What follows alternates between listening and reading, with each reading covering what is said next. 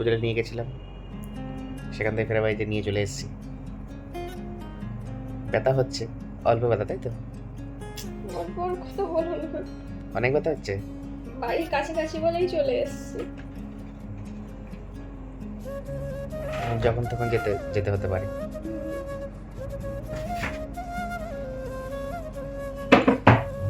Wait and watch, তাই তো?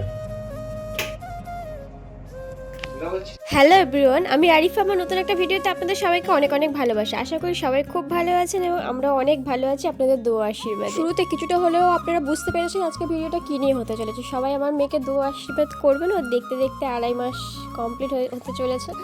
আর ভিডিওটা এতদিন পরে ছাড়ছি কারণ অনেকটা ব্যস্ত হয়ে পড়েছি আগের থেকে। জানি না অন্য মানুষরা এই মুহূর্তে কীভাবে ভিডিও করে, বাট এই ভিডিওগুলো অনেকটা খুঁজে খুঁজে পেয়েছি, তাও নিজেদের কাছে ছিল না।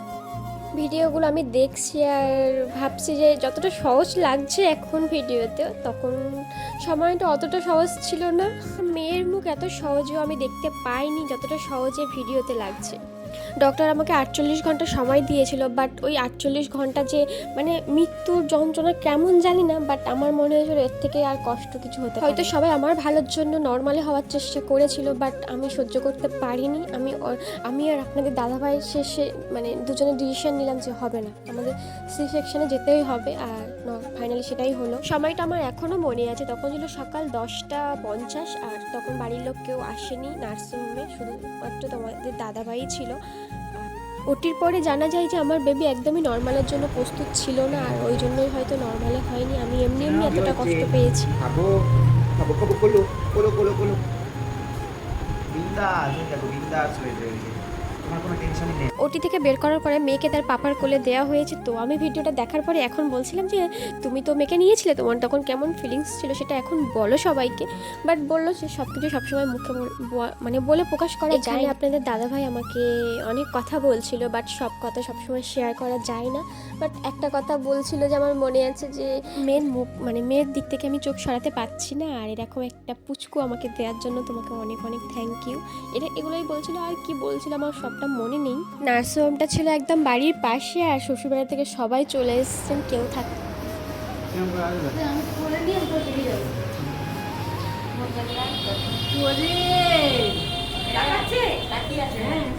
শর্ট মারছে শুধু নিজে।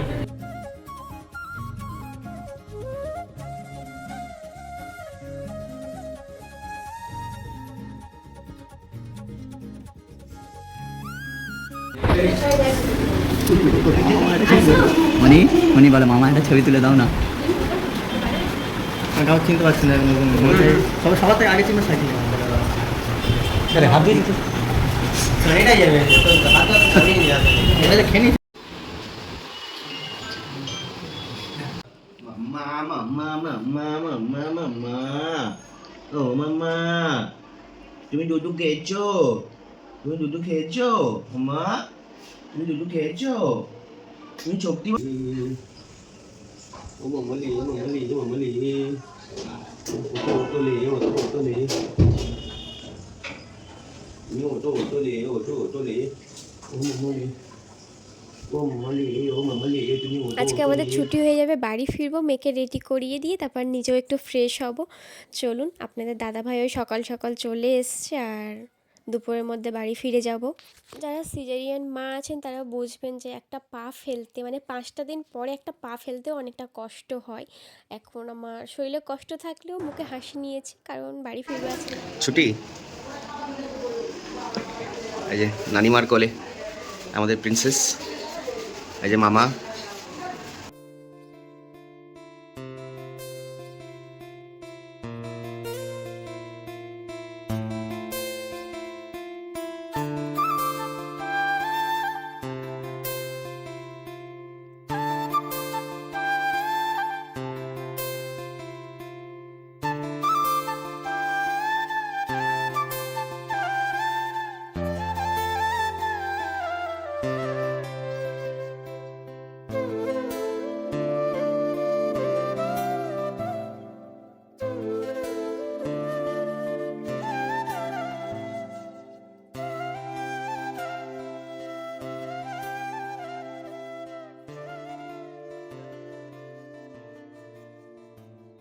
আমার এই চ্যানেলে যদি নতুন কোনো অতিথি হয়ে থাকো, প্লিজ আমার এই চ্যানেলটিকে সাবস্ক্রাইব করে বেল বাটনটি অন করে রাখো, যাতে পরের ভিডিও আপলোড করার সাথে সাথে আপনাদের কাছে নোটিফিকেশন যায়। ভিডিওটি এখানেই শেষ হবে, আর পরবর্তী কোনো নতুন ভিডিওতে আবার দেখা হচ্ছে। ততক্ষণের জন্য বাই। সবাই ভালো থাকবেন, সুস্থ থাকবেন, টাটা।